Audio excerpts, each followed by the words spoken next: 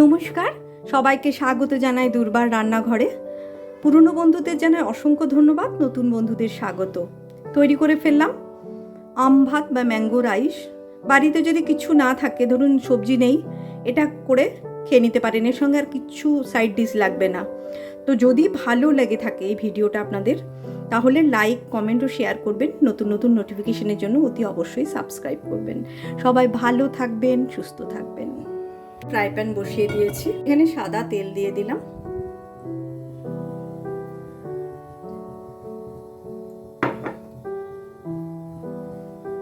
তেলের মধ্যে একটু সর্ষে ফোড়ন দিয়ে দেব,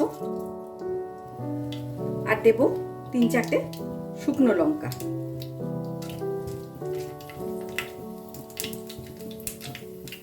আর দেব কারি পাতা।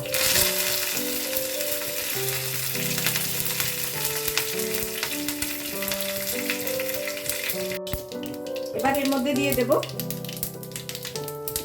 খানিকটা ছোলার ডাল, অল্প।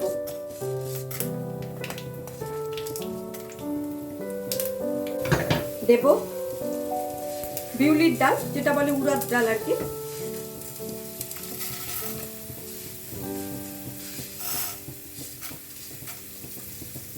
এগুলো কিন্তু ভেজানো নয়। আর দেব খানিকটা বাদাম।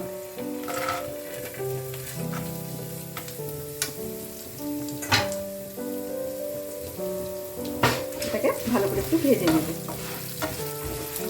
হয়ে গেছে। এবার এর মধ্যে আমি দেব, আমি কাঁচা আম গ্রেট করে রেখেছি। এই যে একটু লাল লাল রং ধরে গেছে রেখে দিয়ে, এটা কাঁচা আম ছিল, কাঁচা আমি এবার এর মধ্যে দিয়ে দেবো কাঁচা আম।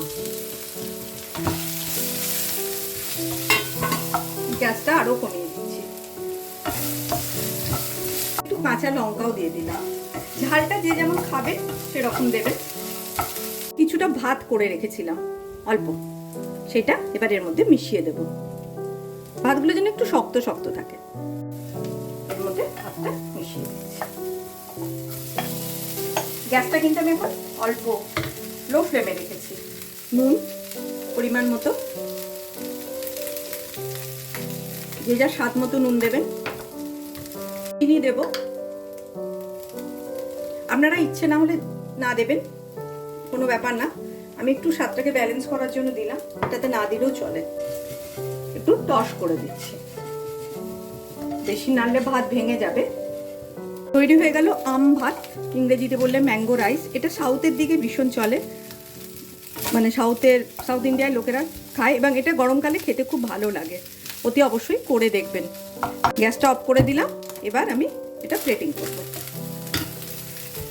বাড়িতে কোনো সবজি নেই, চটপট বানিয়ে ফেলুন ম্যাঙ্গো রাইস। যদি কাঁচা আম থাকে, কাঁচা আম তো বাড়িতে এখন সবারই মোটামুটি আছে, তো এটা বানিয়ে নেবেন। এর সঙ্গে আর কোনো সাইড ডিশ লাগবে না।